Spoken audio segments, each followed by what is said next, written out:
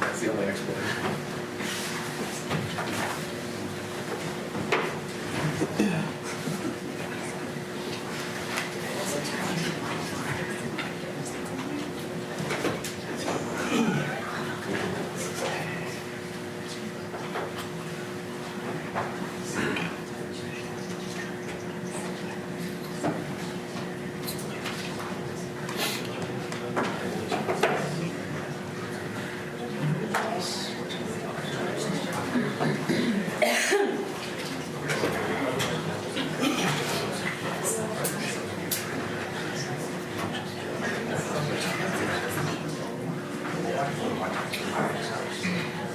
Okay, you all inside the courtroom, you all are inside a courtroom, whether we're in the proceeding or not, you need to lower your voices.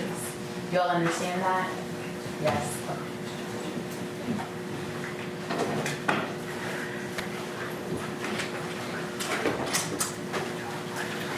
All rise.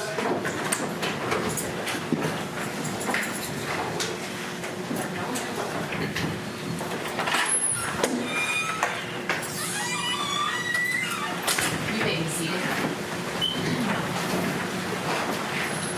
Let the record reflect that all 14 members of the panel, the defendant, his attorney, and the state's attorneys are present. State, you may proceed. Thank you, Your Honor.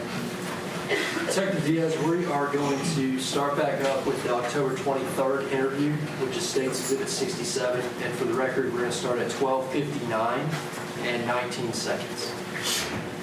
To drink her milk and she starts to cough.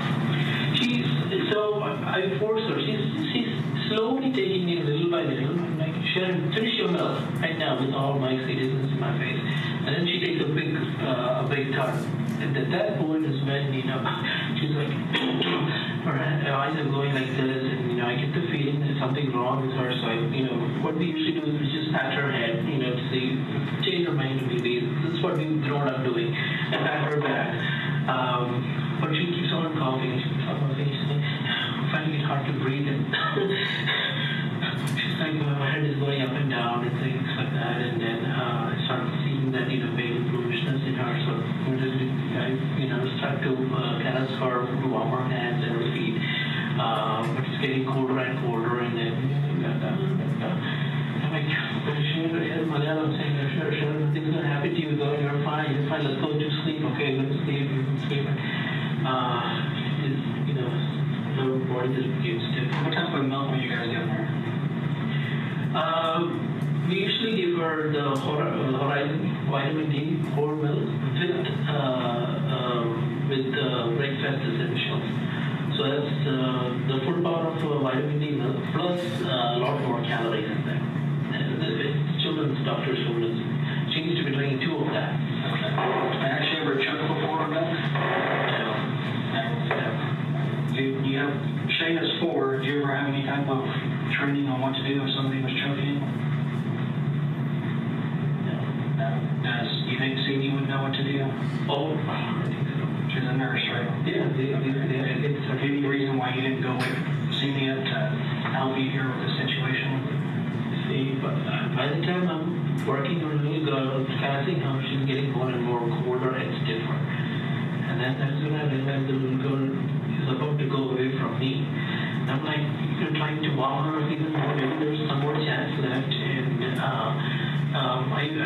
I've seen movies where they do the CPR. So I'm trying to push her chest. Maybe she's in my lap. I'm trying to push her chest also. But then by that time, her eyes are all on and her face has become still. And when you say her body was getting stiff, you mean like she just locked up? The position that she was in, she wouldn't move her hands, she wouldn't move her feet. She's lying down on my lap like this, and the way she is just, so her body doesn't fold over you, she's flat and stiff. Yeah. I mean, there's a slight dip, her legs are down, but it's not like curved always. She's like, a gradual. And she's warm or cold at that point? She's cold. Cold. She's getting more and more cold. I'm trying to warm her hands. Her fingers are becoming kind of, kind of a little droopy, and trying to warm her hands, but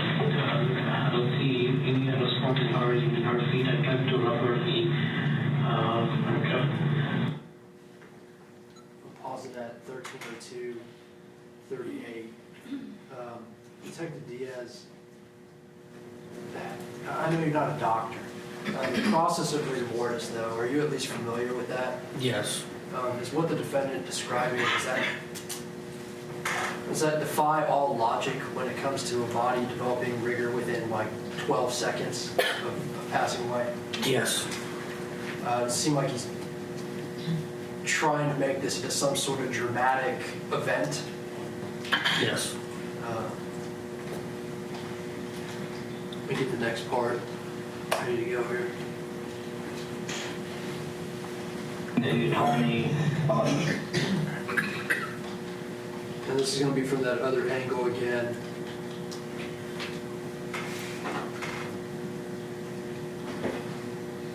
We're going to start at 13:20 and 43 seconds here.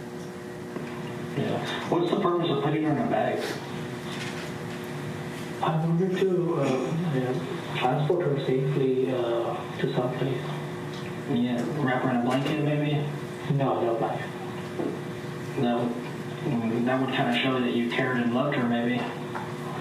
But instead you put her in a trash bag and you put her in the cargo area of your SUV with other trash. I mean, that tells me that you have no care for this kid. I mean, yeah, you can think like that, but to me, can you explain the difference so that I can understand your take? I mean, I had her in her blue plastic black bag, just trash bag. Yeah, that's what it is. Yeah, the recycling trash bag. Yeah, I had it in my recycling bag, just by itself, and I just lay her in the car, and wanting to put her somewhere, hide her somewhere, but I wanted to take my mind off of it, so it's not really okay. Both things can be done together. So your thought was that after you came and talked to us that day and you would go back home, you would at some point go get her and go bury her somewhere? Yeah. Is that, I'm not from India, is that something that's done in India? Your kid dies, you just bury it in your backyard? No. So where would that come from? It's just to have a closure for myself and, something that I would have to live with for the rest of my life. Just, I mean, that was the foolish idea that was going in my mind, the child is missing, everybody's looking for the child. There's a little opportunity available, I can give her a proper burial. And how come we waited till we found Sharon to come talk to us?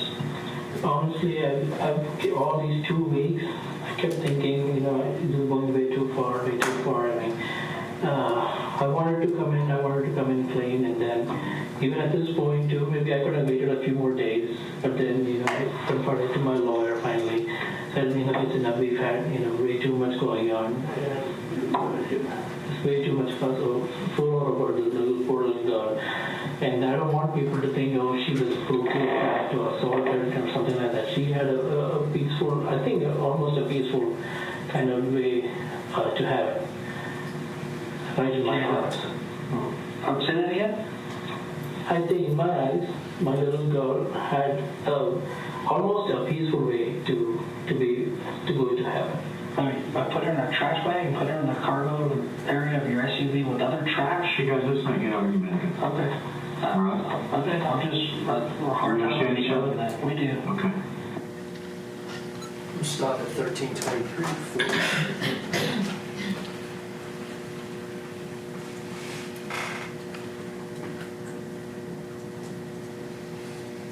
And move ahead to 13:27 and 27 seconds. Yeah, okay.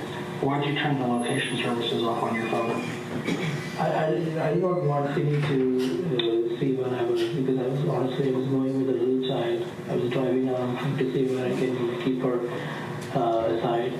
So I did not want Cindy to panic as he's driving, all this area. And I didn't want her to panic at that stage. So she was awake and she didn't. No, in case. Sometimes if she doesn't, sometimes she wakes up from her sleep and she's maybe on her Facebook or something like that. And so every time the notification comes, okay, your address has been updated, your location has been updated, it would keep popping up on both our phones. So I just, wanted her to, let her sleep in peace. Try to see if I can smoothen things out how much more I can. Stop at 13:28:20. Detective Diaz, that's when he's talking about the location services. The screenshot we saw in State 65, and he's turning off essentially both phones through his phone, correct? Yes.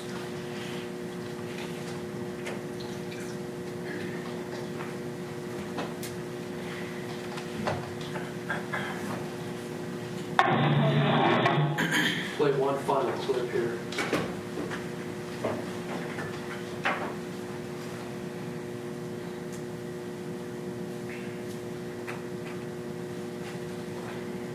Started at 14:39 and 14 seconds. Earlier when we spoke, you basically said that your initial thought was you're just going to put her there and then later come back, retrieve her, and then kind of give her the proper burial that she would need. What prevented you after you bought it out? What prevented you from going back and doing that? I basically, I was like, let the police find her. Okay. There's no point in me going back to the little girl. I don't know what state she is in. I know how she lays. She's laying there. So just to go back there, I have her memories. I have her made in my mind, both the girls dancing, both the girls, having so much fun, all that. For stay intact. I'm going to stop finally at 14:39 and 59 seconds. Detective Diaz never really gives a good reason why he didn't tell y'all where Sharon was, correct? Correct. Never really gives a good reason why he didn't go and recover her himself, correct? Correct. Other than he didn't want to be caught, right? Correct. We've seen in total in these two interviews like an hour and 10, hour and 15 minutes of 8 hours of footage. Is it fair to say that the defendant's demeanor throughout those 8 hours that you talked to him is pretty consistently flat? Yes. Does he ever show any remorse? No. Does he ever show any real emotion? No. A couple times he tries to cry there. A couple times. Would you agree with me? Yes. It doesn't really work out real well for him, there, does it? It does not. At the conclusion of the 10/23/17 interview, did you decide to charge the defendant with the crime of injury to a child? Yes. And what factors led you to decide that was the appropriate charge?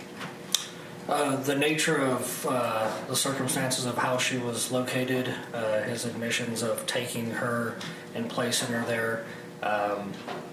I had attended the autopsy just prior to that interview, and based on what was discussed at the autopsy, that's the appropriate charge we came up with.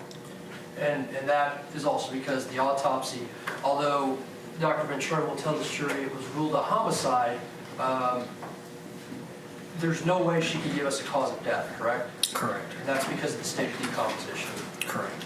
So you felt, looking at capital murder, various charges, that injury to child was the appropriate charge, correct? Yes. And that is what the defendant has pled guilty to, correct? Yes. It's the best charge we could do with the evidence that we had since he disposed of a lot of it, correct? Correct.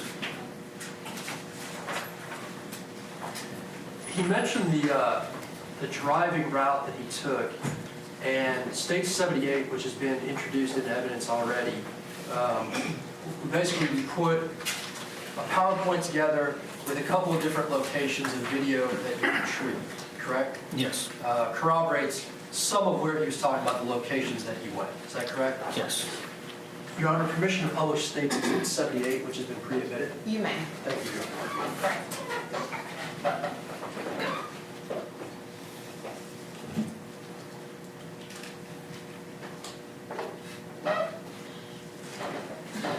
So, Detective Diaz, looking at State 78, we have 919 Sunnydale, which is the offense location, correct? Correct. 1108 Bowser was the spider web camera, for lack of a better word, right? Yes. You've got Inwood Bank, which is down here off of Centennial, correct? Yes. And Crab Shed, which is it's a restaurant in a strip center, right? Correct.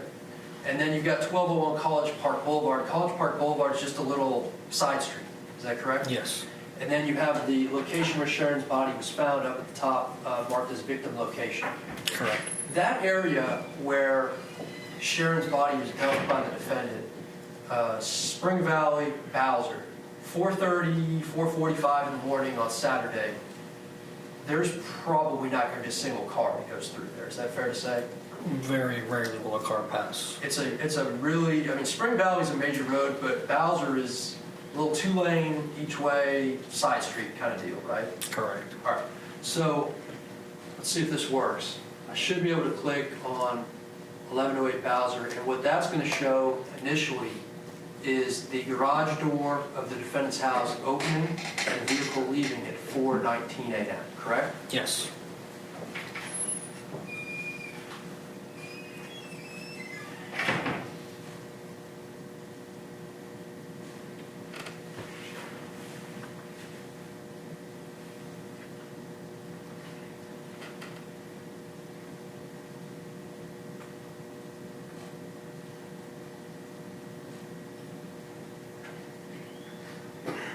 All right, were you able to see that? Yes. It's far away, but I mean, the camera is able to at least show the light of the garage door and a vehicle go down the alley out, which eventually leads to the front of the house and on a Centennial, correct? Yes. And then the next stop is Inwood National Bank, which is down Centennial. Correct. How were y'all able to retrieve this video? Over 5,000 man hours, just going door to door and looking at every single spot. And at nighttime, we would go out with night vision to try to pick up infrared cameras that we wouldn't see in the day, and then go knock on their door in the morning. So defendant drives down Centennial, past Inwood. We saw him just kind of fly by Inwood National Bank. And then here he is at the crab shed, correct? Yes.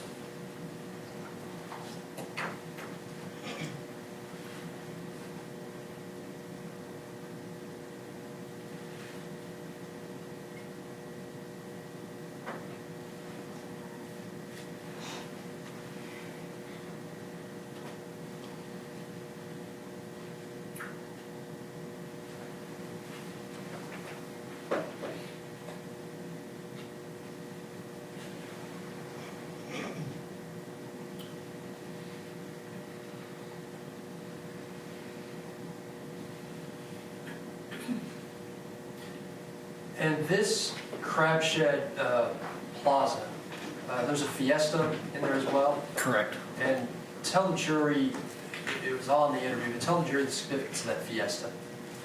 I mean, it's pretty close to the house. It's got some trash cans in the back, or dumpsters in the back, and he admits to dumping trash at that dumpster location frequently. And that's corroborated by the video we see. He's in the plaza. We don't actually have him dumping the garbage there, but we got him in the plaza in the middle of the night. Correct. And then 1201 College Park Boulevard.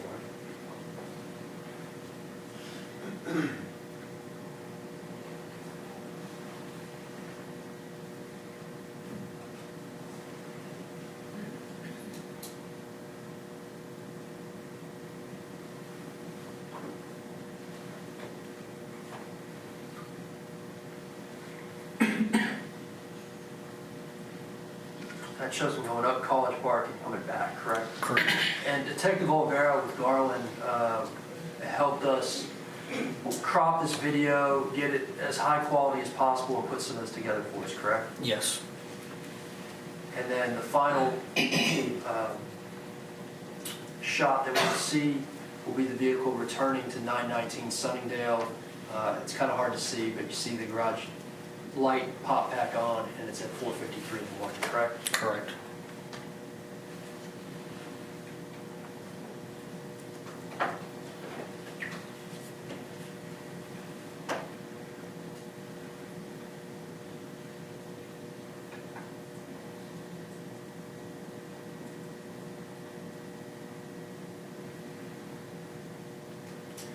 And the vehicle's actually still parked in the driveway, correct? And it's an overlay video, so. Okay.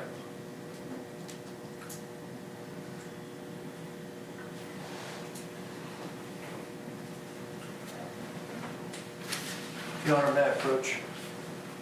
You may. Detective Diaz, during the multiple searches on the house, you guys, and I say you guys, I'm talking about all law enforcement that worked on this, because there were a lot of agencies that helped out, correct? Yes. And so to pinpoint who did this and who did that is, to me, just a little unfair. You guys all worked very hard on this. Is that fair to say? Yes. And so during one of the searches, you guys found a blue trash bag in the laundry room of the defendant's house, correct? Yes. Did that match the description of the blue trash bag that the defendant said he put Sharon Mathews in?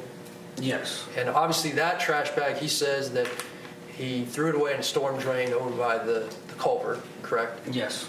But this trash bag was in a vicinity, being the laundry room, very close to the garage, correct? Yes. And matching that description. Yes. State officer states 68 at this time. 68A is just the evidence bag that came. No objection, Chairman. And state you were offering 68 for all purposes and 68A for, I can offer 68A for record, just for. 68 is admitted for all purposes and 68A for record purposes. Permission to publish to the jury. You may. Detective Diaz, I'm opening up state 68, just a blue Richardson recycle bag, right? Yes. And Sharon being very small, she fit right into this garbage bag, right? Yes. If you really wanted to put her in there. You mentioned to him, could use the blanket, could use other things, he chose the trash bag, right? Correct.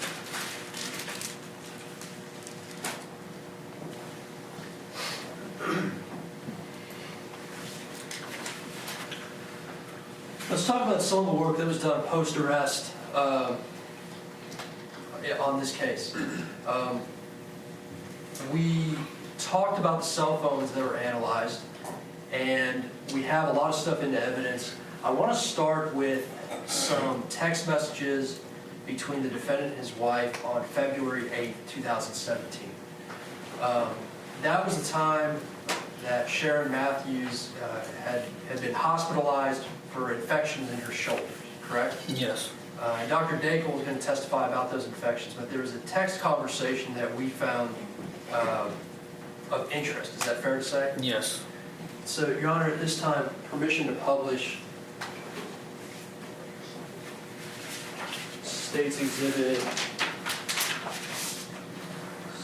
56 through 62. They've been previously admitted. You may. Thank you, Your Honor.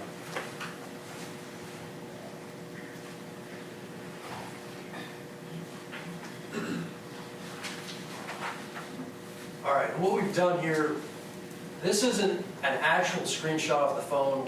We were able to put this into a program that makes it look like a screenshot, but this is the correct content of the communications found in the cell phone extraction, correct? Yes. February 8, 2017, gray is going to be Cindy Mathews, the defendant's wife, and blue will be the defendant, all right? So I'm just going to go through and publish these, and I'll ask you a couple questions when we get to them, all right? Okay. So gray being Cindy Mathews, urine culture done, defendant okay. Cindy Mathews will be starting ABX, antibiotics, right? Yes. Defendant, tell the doc we can't admit got another little girl to care for. We could come back tomorrow for follow-up labs. Cindy Mathews, I don't think it's a choice because he said she is lethargic. Defendant, right. States 57. Cindy Mathews, Shayna can't come here. Defendant, okay. Cindy, they said they won't allow her due to RSV and flu. Defendant, I can stay overnight if you want to be with Shayna. Cindy, let's see how it goes. Nurse said white count and blood is really high. Septic joint confirmation. State, can you move that up a bit so we can see the last? Oh, Thank you. septic joint confirmation. I apologize. That's okay. Again, Detective Diaz, you're not a doctor, right? Correct. Let's just give you an MD. Septic joint confirmation. I'm not a doctor either. That doesn't sound too good, right? Right. Sounds pretty scary. It does. Continue on with the text conversation. Sini, they did bilateral wrist x-ray. Defendant, why?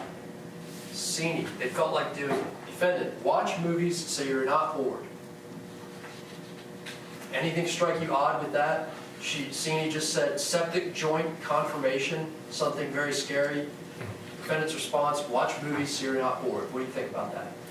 I think in just normal parenting, there'd be a lot more questions as to what the nature of what they've just diagnosed or what's going on or anything like that. But this again stuck out as just not really interested in her well-being, but hey, just watch some movies so you're not bored there. Does that fit with the demeanor of the 8 hours that you spent with him in 2 interviews? Yes. Sini, okay. Defendant, write a list of things needing tonight, or I might be a better option to stay there tonight. Saying he can stay there, correct? Correct. Give him credit for that. Sini, in ultrasound now with Sharon. Continues to go on. Dr. Lee said she's going to be staying longer. Thinks the bone might be infected. Again, we're not doctors. Bone being infected sounds not great, right? Correct. She's at a hospital. Bone might be infected. Sini, so I asked for transfer. He said he'll arrange for it. If inpatient admission, it's better we do children since it's covered. Fair, right? Yes. But again, this is a serious situation. Defendant's response, yeah. Sini, 3 home shirts and pajamas, 2 outside pants, 3 underwear, 3 bra, deodorant, Sharon, 5 home pants, pack same for you. Moving on to state 60, all in one carry-on bag. Vico, turmeric, 3 socks. Defendant, okay. And www.childrensortho.com gives her the website to Children's, correct? Yes. Sini, they're here to take us. Defendant, okay. Sini, it makes sense why her bones break and why her arms and legs are bent. Defendant, oh yeah. Now let me stop you there for a second. In terms of why bones break, at this point, February 8th, 2017, and Dr. Dacre will talk more about this, there's only been 1 broken bone that's ever been disclosed to anybody, correct? Yes. So when Sini says it makes sense why bones break, and he responds, oh yeah, what does that show you? Like she's probably had other broken bones that have not been reported. Again, and have we seen any sense of urgency or sense of feeling or upset at this point from the defendant? It just appears like he's annoyed with all of the medical problems. And again, that's your opinion, right? Yes. But you're a detective, you've been a detective, you've learned how to read people, you've spent many hours with this defendant, correct? Yes. Defendant's still mad, I guess, at Rosen for not checking, Dr. Rosen being their pediatrician, correct? Yes. What kind of complete blood work did he do? Sini, he did infectious disease like HIV, blah, blah, stools, CX. She was asymptomatic. Then the defendant says, wonder if they will find any more defects. What's your take on that? Just, again, very cold. It's just like he's talking about a product or something. I would personally classify something wrong with the person as an injury or an illness or a sickness or something, but he chooses to use the word defects. Sini, get ready, she has some metabolic disorder too. Defendant, don't let them run any more tests, we'll end up paying. Sini, we're here, oh wow, ping me when you get to the room. And then state 62 just ends the text chain, correct? Yes. All right. And again, I'm sure the defense will have an explanation, but from your reading of this, do you see any level of care, concern, panic, urgency, anything at all? No.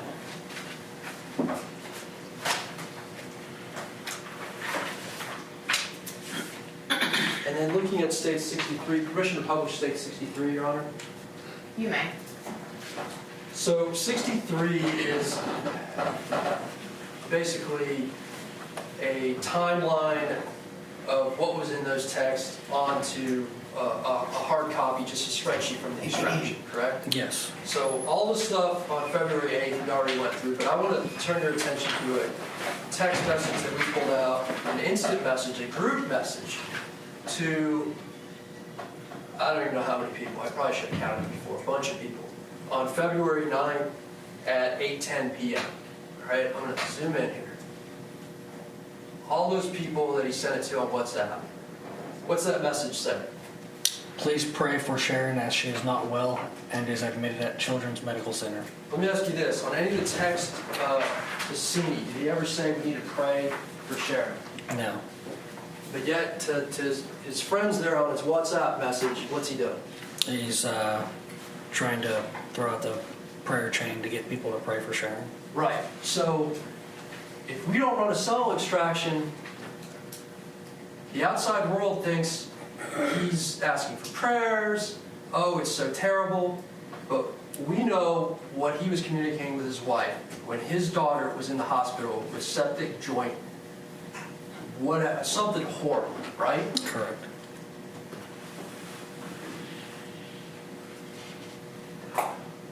All right, let me ask you about this too. We here at the DA's office were able to get what's called mail covers. So when inmates, when they send letters or receive letters, we're able to make copies of them. That's allowed, right? Correct. We can also listen to jail calls. All of his jail calls are in his language. Try to interpret some of them, but there's too many to go. The letters are in English though, right? Yes. I had you look at the letters that he's sent that we were able to make copies of, right? Correct. Of all those letters, and they are states 69 through 77, if I'm not mistaken. Your Honor, may I approach the Okay. reporter? Let me just make sure I'm correct. You are. All right.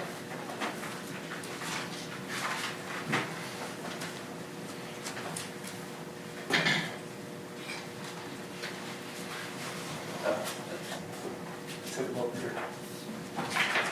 All right, 69 through 77. Let me ask you this. What's the total amount of times that he mentioned Sharon in any of those letters? 0. 0 times.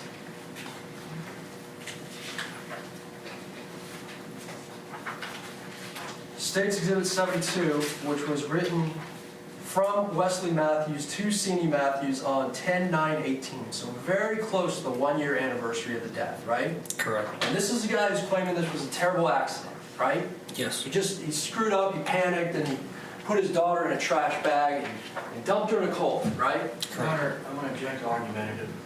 Those are his words, Your Honor. Overruled. That's what he said, right? Yes.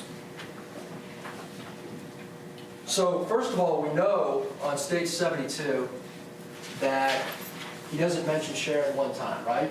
Doesn't Correct. say, oh my God, it's been a year, I feel so horrible, or I miss Sharon even, right? Correct. Even if he's not admitting guilt, he could just say, I miss my daughter, it's been a year, right? Correct. Doesn't do that. But what he is talking about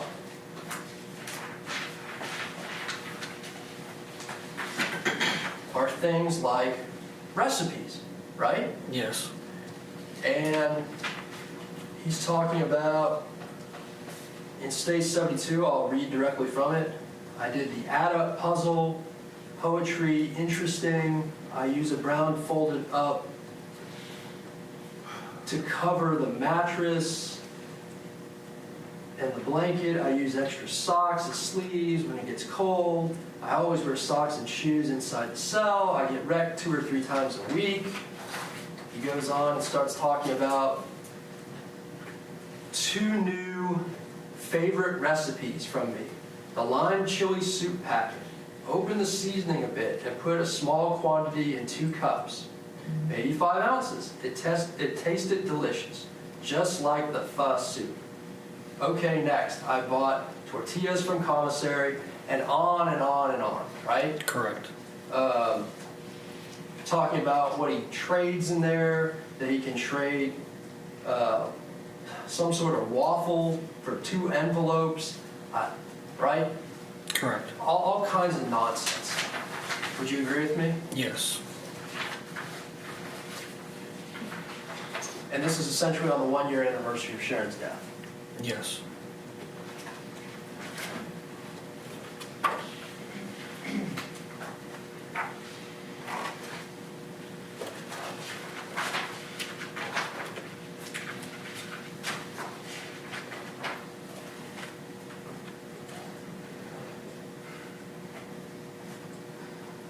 talked about your charging decision to charge the defendant with injury to a child.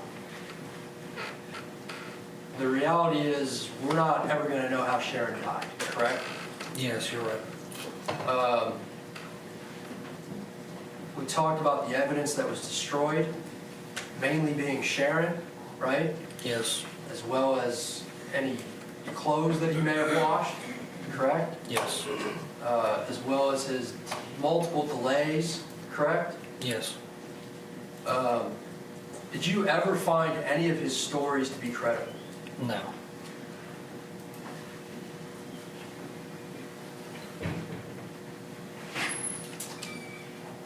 Through your years of experience as a detective, when something is accidental, do people generally go to great lengths to cover it up, or do they try to fix that mistake? Try to fix it. Or minimize, mitigate it, right? Yes. Did he do any of that here? No.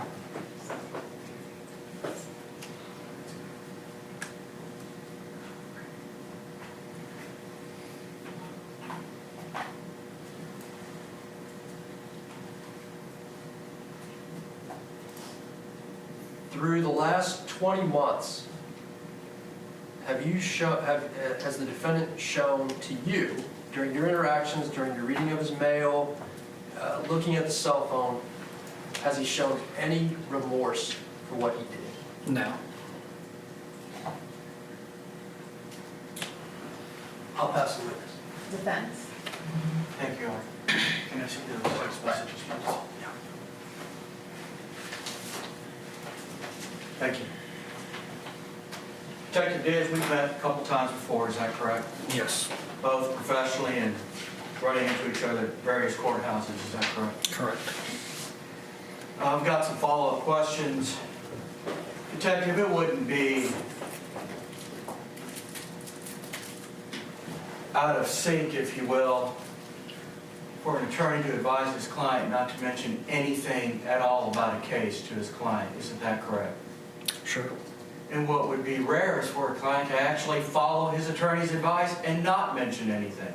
Isn't that correct? I think that can go either way. Can go either way. Just like a lot of the stuff we've talked about where you're being led by the state and asked, is this correct, is not correct? A lot of the stuff you just don't know. Isn't that true? I think you need to specify, I guess, what you're asking is. Okay, like all those text messages that kind of look like there's an actual conversation going on like we would all see on our phones. This was done using that Cellbrite data to try to piece these conversations together. Isn't that correct? I would think I disagree. Cellbrite is a clone of the phone, if you will. Right, but there's no timestamps when one part of the conversation, like on your phone, when you send a text to someone, whether it's your wife, there's going to be a little stamp at what time it went through. And then when you respond 5-10 minutes later, there's going to be a time coming back. There's none of that on these exhibits. Is that correct? Correct. So we don't know whether there was 5 minutes between these conversations, 10 minutes between these conversations, or whether there were phone conversations between the two of them talking on the phone, where there might be a little bit more that was added to what we see in a text. We do know from the Cellbrite extractions the times down to the second. Okay, what was the time on, what were the time differences in some of these text messages? Minutes? Seconds? I'd have to go back and look. There's over 700 gigabytes of data that I had to review.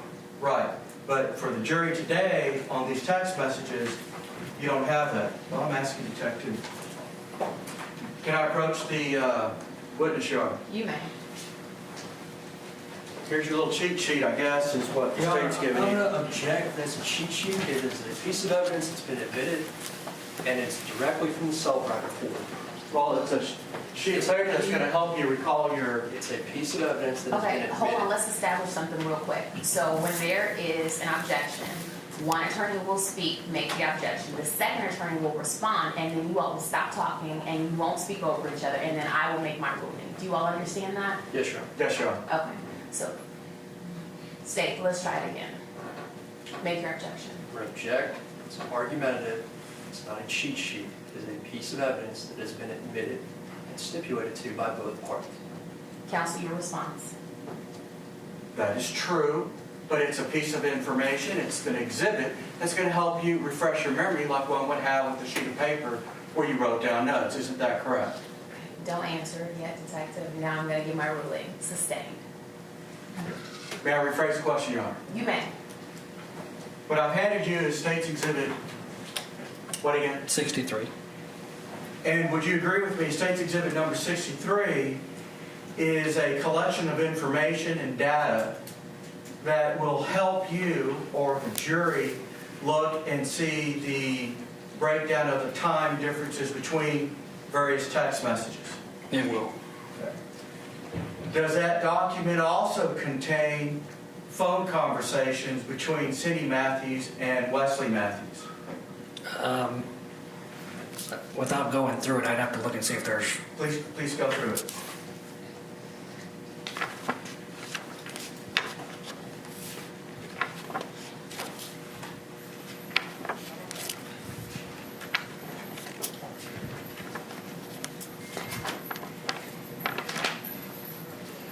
It appears to be sequential instant messages. But not reflected in there, in that exhibit, are going to be if there were any phone conversations going on around the same time as text messages. Correct. In your life experiences with your family or whomever, do you text and also call around the same time? Sure. Depending on the situation. Sure. So that would not be something that would be not normal. That'd be probably normal, yeah.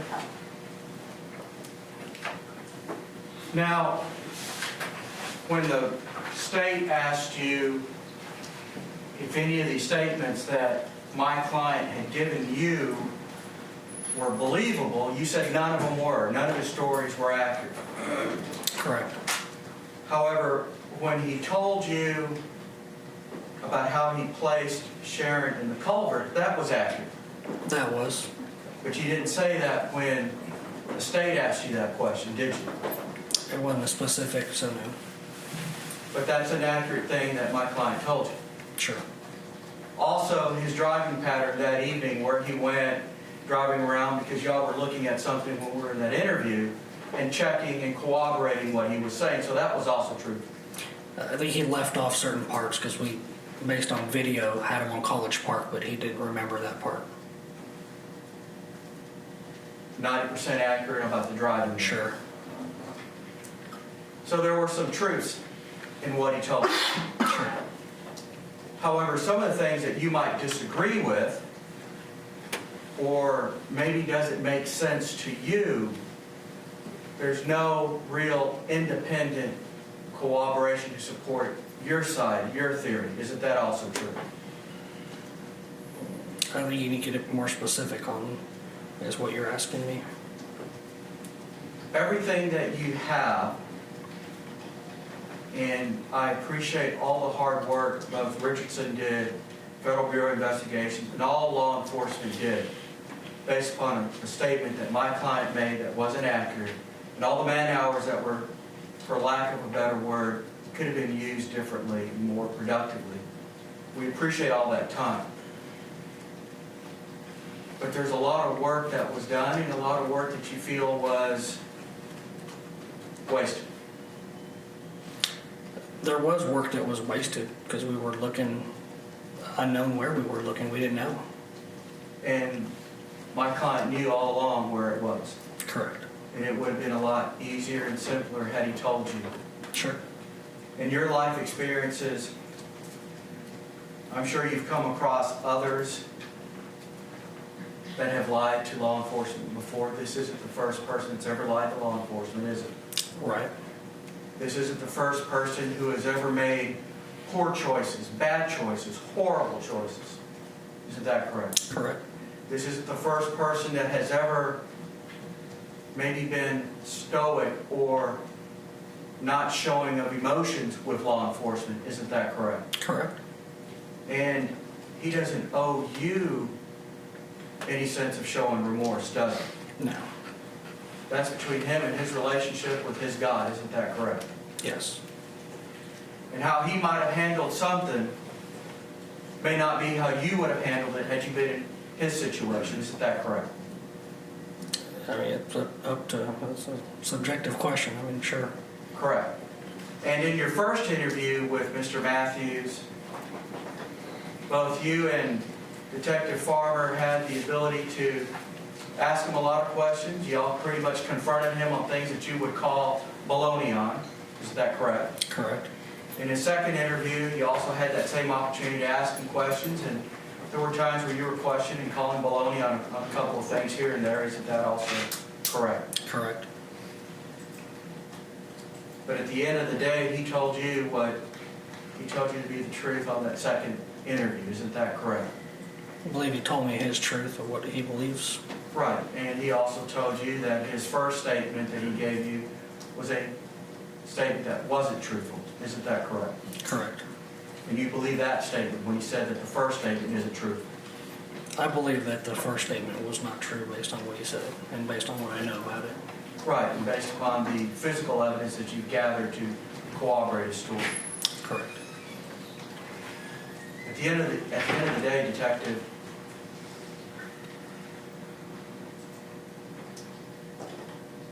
this is just a tragic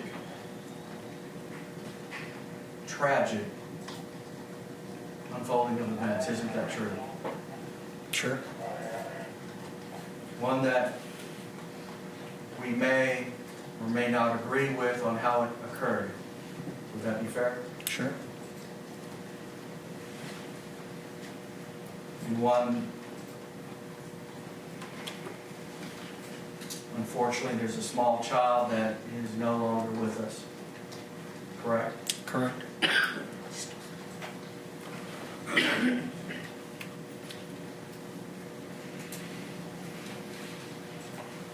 May I have a moment, Your Honor? You may.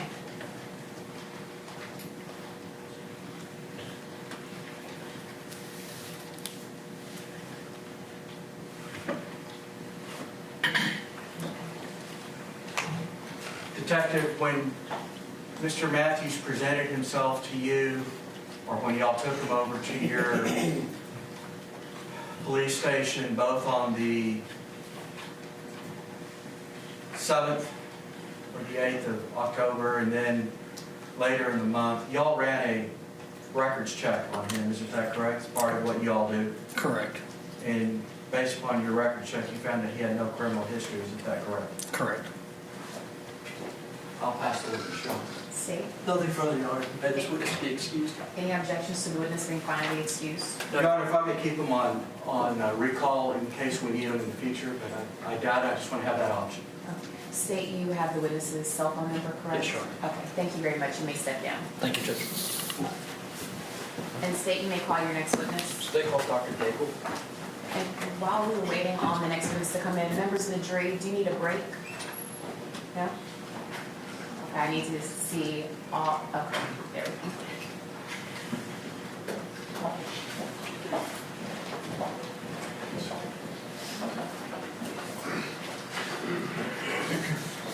Did one of you want a break? You don't have to be afraid just because the other 13 don't want one. Anyone want a break? Yes, ma'am. We will take a break. Okay, we'll take a 10-minute break. Sheriff. All right.